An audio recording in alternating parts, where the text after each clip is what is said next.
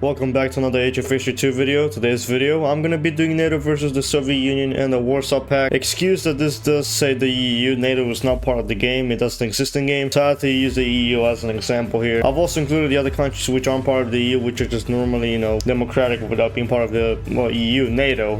So yeah, we're gonna be doing NATO versus the Warsaw Pact and the Soviet Union. So let's begin. Problem has been solved. Now we're gonna watch the NATO. I keep forgetting it's NATO, it's not the EU. So we're gonna watch NATO here versus the Warsaw Pact and the Soviet Union, and we're gonna see who's gonna dominate each other. Looks like so far NATO is doing okay here, but they are struggling a little bit. So they have managed to kind of destroy these guys a little bit here. Actually, Austria is giving access to Hungary. Hungary is about to go down. The Czechs are already gone almost. They only got one province left. As you can see, NATO is starting to get into Soviet territory. You think it's just Europe, but it's actually also the West over here. So yeah, there we go. You see all these guys are expanding down here. So you can see the Soviets are also expanding to get extra land as well as NATO. So they will at some point get the bonus land here. These guys, okay, yeah, Turkey's got completely wrecked here, as well as Greece. I can't even tell which one's NATO and which one's Hugo here, but yeah, these guys got kind of destroyed down here in the south. So it looks like NATO is a little bit too underpowered here. I could have given them Spain as well, and maybe Sweden and Finland, but that wouldn't make it too realistic. Yeah, Norway is now communist, so there goes Norway. The Soviets are now in Germany again, and at this point, I think NATO might lose this one. But yeah, it's not looking too good for NATO here. The Soviets are doing pretty well. Even the Warsaw Pact is doing decently. So maybe at some point they might dominate each other. I don't know who's gonna win this round. I think this might take a while because these guys are kind of both equally matched in a way. So Romania's gone, Bulgaria's gone. The Soviets have just, oh yeah, the Soviets have stormed in. Oh no. Yep, there go the Soviets. They've stormed into France, Germany. Actually, I think NATO might get an upper hand over here. I mean, they still got the West, so I think they might be fine to go to America and Canada. Maybe Portugal and the UK, yeah, they might be fine. You see, NATO is now in the Soviet Union trying to fight down over here. NATO's completely gone here. It's only like the UK, Portugal, and then the West here.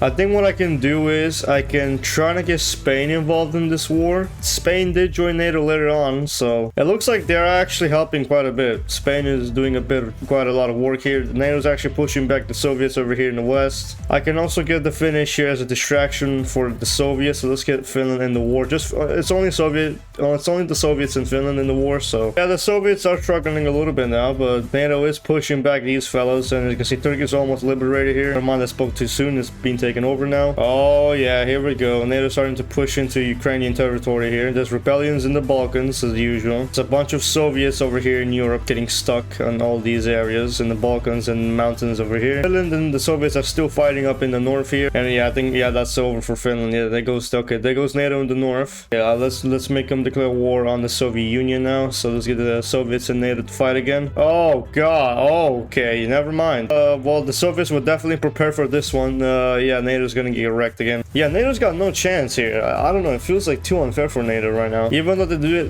have the West, and oh, never mind. So that's the reason why they're losing. It's because Mexico decided to invade the whole of North America here, and holy hell. Yeah, these guys aren't gonna last too long. They're gonna probably get kicked out of the area. NATO is just mostly focused in Europe now. You're still number one. The Soviets are number two. Okay, so still close rivals here. These guys have been all kicked out of here. Oh boy. Let's make Spain declare war on the Soviets here as for extra backup. Let's get the Soviets involved here. There we go. Let's also get Sweden in the war. Let's get some backup here for NATO. Oh, there you go. They're attacking. So I think the Sweden might take over the whole Nordic area because they're not defending it as much. There's a bunch of independent cities and there's just a huge mess down here with rebellions and cities and stuff. Let's also call in Austria in the war, even though, I mean, Austria is in NATO, so it will make sense for them to join. Spain is invading the EU when they're not supposed to invade the EU. I don't know why they did that. Okay, Sweden is now in Soviet territory. Austria is now in Soviet territory, I should say Ukraine. They still have not managed to break through the front still, which is crazy. Now they are, but Ireland is in the EU, but they're not in NATO, but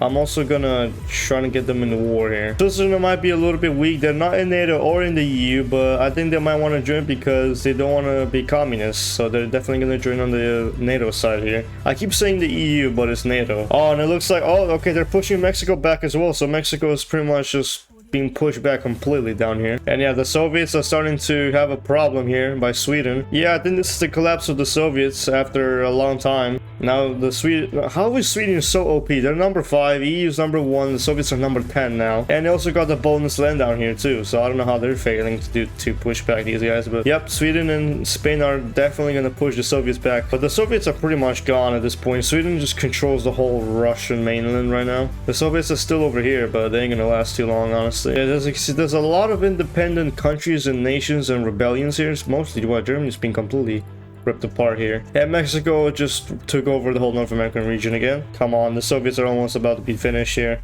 They still got the islands up in the north. I don't think that that's gonna do much. There's a peace treaty with the EU and the Soviets. The Soviets have been fully released, but Spain owns a majority of Russia now. The Baltics, including all of Finland. And Spain also owns a lot of Moldova, Ukraine, and parts of Russia. So the Soviet Union isn't completely wrecked. They still got a lot of this. I mean, I don't think Moscow is here. Is Moscow still alive?